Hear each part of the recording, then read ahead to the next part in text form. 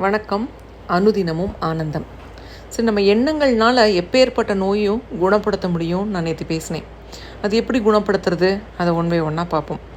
முதல்ல நமக்கு எந்த உறுப்பில் பாதகம் இருக்கோ, பாதிப்பு இருக்கோ, அதை பற்றி நினைக்கிறத முதல்ல நிப்பாட்டணும்.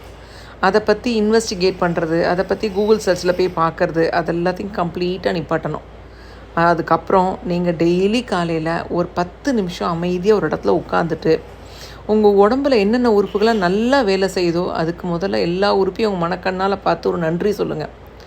அடுத்து உங்களுக்கு இப்போ பாதிக்கப்பட்டுள்ள உறுப்பு ஒன்று இருக்கும்ல, ஒன்று பிளட்டில் பாதிக்கப்பட்டிருக்கலாம், இல்லை கைகால் பாதிக்கப்பட்டிருக்கலாம். அந்த உறுப்பு சிறப்பாக வேலை சொன்னால் அது எப்படி இருந்தால் உங்களுக்கு நல்லா இருக்கும் அப்படிங்கிறத ஒரு இமேஜினேஷன் பண்ணி பாருங்கள். அப்போ வேறு எந்த எண்ணங்களுக்கும் இடம் கொடுக்காதீங்க. உங்கள் முழு கவனமும் உங்கள் உடம்பு மேலே தான் இருக்கணும். அது எப்படி வேலை செய்யணும், எப்படி இருந்தால் நல்லாயிருக்கும் அப்படின்னு நீங்கள் இமேஜின் பண்ணிங்கன்னா அது ஆட்டோமேட்டிக்காக இம்ப்ரூவ்மெண்ட்ஸ் பண்ண காமிக்கும். அடுத்தடுத்த வீடியோஸில் இன்னும் டீட்டெயில்டாக எக்ஸ்பிளைன் பண்ணுறேன். ஆனால் கண்டிப்பாக காலையில் 10 நிமிஷம் அமைதியாக ஒரு இடத்துல உட்காந்திங்கன்னா அதுவே உங்கள் ஹெல்த்துக்கு உண்டான மிகப்பெரிய வெற்றி. நல்ல இம்ப்ரூவ்மெண்ட் தெரியும் உங்கள் ஹெல்த்தில். ஒரு 10 நிமிஷம் அமைதியாக உட்காந்திங்க, எந்த எண்ணத்துக்கு இடம் கொடுக்காமல் உங்கள் உடம்பை கவனிக்கும் போது உங்கள் ஹெல்த்து, உங்கள் உடம்பு எல்லாம் குட் ப்ராக்ரஸ் பண்ணுறத நீங்கள் ரியலிஸ்டிக்காக பார்ப்பீங்க. இது அனுபவபூர்வமான உண்மை. நன்றி.